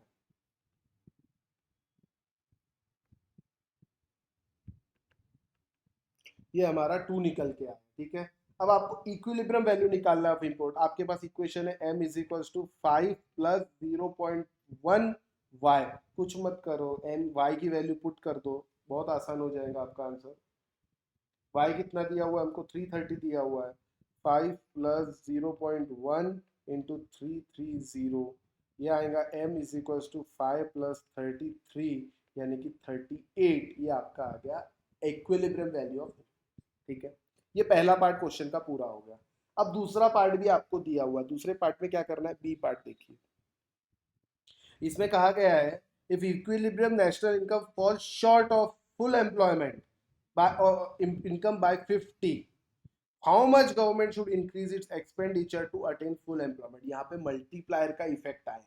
ठीक है, अब ऐसे तो बिना देखे भी बोल सकते. कैसे? कि सर अभी हमने निकाला कि मल्टीप्लायर हमारा 2 है, फॉरेन ट्रेड मल्टीप्लायर 2 है, और आपको पूछा क्या है? देख लो फिर से, मल्टीप्लायर 2 है, इन्वेस्ट करेंगे दुगना काम होगा. ठीक है, और क्वेश्चन में क्या पूछा है? नेशनल इनकम फॉल शॉर्ट हो रही है 50 से, तो गवर्नमेंट ने कितना एक्सपेंडिचर करना चाहिए? तो भैया 25 करेंगे तो 50 से इनकम बढ़ जाएगी ना. मल्टीप्लायर 2 है. ठीक है, लेकिन इसको लिख लेते हैं, फॉर्मूले के हिसाब से सॉल्व करेंगे. देखिए आपको दिया हुआ है delta Y is equals to foreign trade multiplier into change in government expenditure. ठीक है, अब delta Y foreign trade multiplier 1/1 minus B 1 minus T plus M into delta G. अब इसका फिगर आपके पास है, क्या है सर? 2 है, बड़ा आसान है। तो delta Y is equal to 2 into delta G. आपको चेंज इन ये निकालना है। और डेल्टा वाई आपको पता है, डेल्टा वाई आपका 50 है, क्योंकि 50 में आपको इनकम चेंज बढ़ानी ना, अनएम्प्लॉयमेंट है, 50 से इनकम बढ़ानी है, चेंज इन इनकम आपको 50 करना है। 2 इंटू डेल्टा जी, देयरफॉर डेल्टा जी यानी गवर्नमेंट खर्चा कितना बढ़ाना पड़ेगा? 50 डिवाइड बाई 2 यानी 25, क्योंकि मल्टीप्लाई 2 है, कॉमन सेंस वैसे, लेकिन एग्जाम में ऐसा लिखना पड़ेगा, ये बात ध्यान रखें। ठीक है, क्लियर है? अब अगले क्वेश्चन पे आते हैं। 6th क्वेश्चन बड़ा आसान है। सपोज कंजम्पशन फंक्शन सी दिया है, आई दिया है, जी दिया है, टी दिया है, बहुत बढ़िया। आपको इक्विलिब्रियम लेवल निकालना है, बहुत बढ़िया। डिस्पोजेबल इनकम आपको पता है y माइनस टी होती है इक्विलिब्रियम लेवल। चलिए, बहुत आसान क्वेश्चन है। Question number 6 A part. अब आपको सबसे पहले निकालना है इक्विलिब्रियम इनकम। तो y is equals to, you know very well, C plus I plus G plus X minus C दिया है, पूरी वैल्यू पुट करेंगे तो C plus I plus G plus X minus M, C plus I plus G plus X minus M, यानी ये क्या हो जाएगा आपका? y is equals to 50 plus 0.8 y minus 0.2 y plus 180 plus 90। I hope आप समझ गए, क्योंकि हमको डिस्पोजेबल इनकम निकालनी है, इनकम माइनस टैक्सेशन हो गया। Therefore Y E is equals to, Y यानी इक्विलिब्रियम इनकम, 420 डिवाइड बाय 0.36 यानी ये आएगा 1166.67 करोड़। इसको आप सॉल्व कर सकते हैं, बड़ा आसान है। दूसरी चीज जो हमको निकालनी है उसके बारे में भी लिखा हुआ है, prime revenue from tax at equilibrium. Taxation का रेवेन्यू निकालना है, T is equal to 0.2 of income, T is equal to 0.2 into 1166.66 यानी ये आ जाएगा 233.332 करोड़। क्या बजट बैलेंस्ड है? सिंपल सी बात है, गवर्नमेंट का खर्चा कितना है? इतना, और इनकम कितनी है? इतनी। तो ये जो बजट है ये सरप्लस बजट है। दिस बजट, देखिए बैलेंस बजट मतलब क्या होता है? गवर्नमेंट की income is equals to government का एक्सपेंडिचर। सरप्लस बजट मतलब गवर्नमेंट की इनकम ज्यादा है, एक्सपेंडिचर कम है। और डेफिसिट बजट मतलब गवर्नमेंट का खर्चा ज्यादा है और income come. This budget is surplus. समझ में आया? क्योंकि देखो ना, टैक्सेशन से इतना आ रहा है और खर्चा कितना कर रही है गवर्नमेंट? खर्चा कर रही है गवर्नमेंट यहाँ पे 190, आई थिंक, हाँ 190। तो आप ये बोल सकते हो जी इज लेस देन टी, यानी 190 is less than 233.332।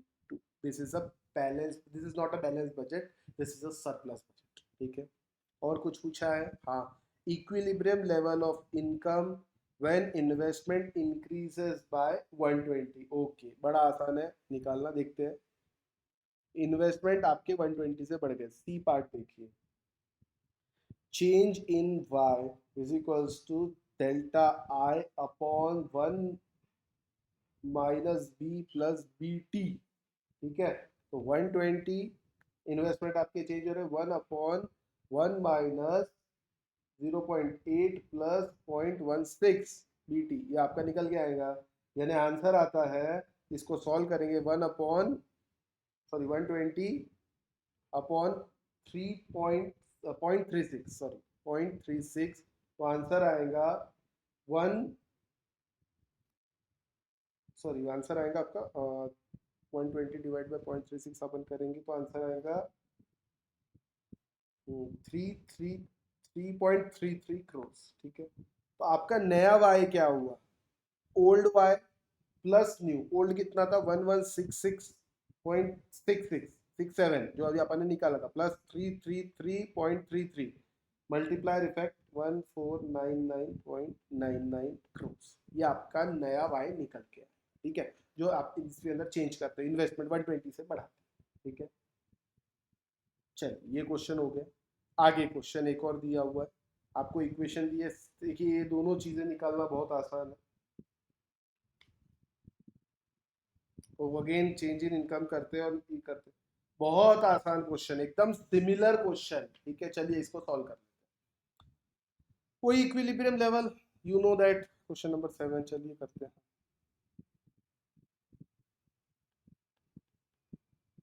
A part, equilibrium level निकालना। वही y is equals to C plus I plus G plus X minus M, y is equals to 50 plus 0.6 y minus T plus I plus g plus x minus m. Therefore, y is equals to 240 plus 0.55y. 0.45y is equals to 240. Y is equals to 533.33 crores. ये हमारा निकल के आया। इसके बाद आपको B part में क्या पूछा है? बी पार्ट में आपको पूछा है एक्स नेट एक्सपोर्ट निकालना है, यानी हमको निकालना है एक्स माइनस एम, यानी कि एक्स दिया हुआ है 20 माइनस 0.05 इंटू 533, वाई दिया हुआ है। ठीक है, तो ये निकल के आएगा आपका 20 माइनस, ये आप जब सॉल्व करोगे तो आंसर टोटल आ जाएगा -6.66 करोड़। यानी ये जो है नेट एक्सपोर्ट नेगेटिव है, मतलब इंपोर्ट ज़्यादा एक्सपोर्ट कम। तीसरी चीज़ जो पूछा है, आपके इनकम और नेट एक्सपोर्ट जब इन्वेस्टमेंट 195 हो जाती है, इन्वेस्टमेंट इंक्रीजेस टू 195, पहले कितनी थी 160, अभी कितनी है 195, यानी 35 से इन्वेस्टमेंट बढ़ा, तो उसका इफेक्ट क्या होगा, इन्वेस्टमेंट मल्टीप्लायर का इफेक्ट क्या होगा। देखिए सी पार्ट बड़ा आसान है। सी पार्ट में आपका डेल्टा आई जो है 35 दिया है, तो चेंज इन इनकम कैसे निकालेंगे, 35 upon 1 minus B plus M, यानी कि 35 डिवाइड बाय 1 माइनस बी, यानी 1 माइनस 0.6 प्लस एम दिया 0.05। इसका सॉल्व करने के बाद आपका डेल्टा वाई जो निकल के आएगा 77.77 करोड़ निकल के आएगा। पुरानी इनकम अभी अपन ने निकाली, कितना है 533.33, तो टोटल वाई कितना होगा 533.33 प्लस 77.77, यानी कि 611.1 करोड़ आपका निकल के आएगा। ये न्यू इक्विलिब्रियम है। अब आप देखिए x माइनस एम निकालिए, यानी 6.11 करोड़, नया x माइनस एम आप निकाल सकते हैं, यानी वाई ई जो आपका निकल के आया that is equals to 20 minus 0.05 sorry into 611.11। जब इस इक्वेशन को आप सॉल्व करेंगे तो आपका x माइनस ई निकल के आएगा 10.555 करोड़, यानी ये पॉजिटिव आ गया, मतलब अब आपके नेट एक्सपोर्ट ज्यादा और इंपोर्ट कम है। ठीक है बेटा, ये सारे क्वेश्चंस मॉड्यूल के थे, आप चाहो तो मॉड्यूल में भी एक बार इसको पढ़ सकते हो। मॉड्यूल का अनसॉल्व क्वेश्चंस जो है वही मैंने यहाँ पे सॉल्व, मॉड्यूल में जो सॉल्व क्वेश्चन दिए है वही मैंने यहाँ पे अनसॉल्व फॉर्म में आपको पढ़ा। ठीक है बेटा, तो यहाँ पे हमारा इस तरीके से चैप्टर कंप्लीट होता है। सिंपल हमको दो इक्वेशन ध्यान रखनी है, सी की वैल्यू हमेशा पुट करते रहो और आप कंसेप्ट पे ध्यान दो, जो आपको कंसेप्ट पढ़ाया क्वेश्चन में दिया रहेगा मैथमेटिक्स है और इसके अलावा और कुछ भी नहीं। ठीक है फ्रेंड्स, तो आज यहीं रुकते हैं। Till then bye.